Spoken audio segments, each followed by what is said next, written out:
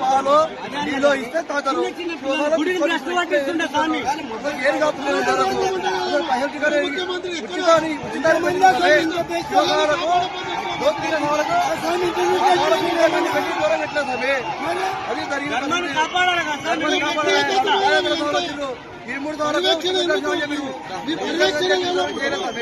మీ పర్యవేక్షణ లేనప్పుడు మీ పాలక మండలి ఎందుకు ఏం చేస్తున్నారు? మీ పాలక మండలి ఎందుకోసం ఉంటుంది? వచ్చే భక్తులకు ఎవరికి ఇబ్బంది కలగకుండా పాలక మండలి, ఆ పాలక మండలికి చేతగాలప్పుడు ప్రభుత్వం ఆధీనం తీసుకున్నాం. మనం రాజులేసుకొని కూర్చోమని స్వామి. ఏంది స్వామి ఎందుకోసం వస్తారు?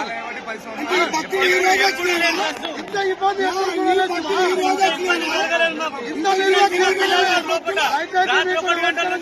పాలక మండలికి నమస్కారం చేస్తాం.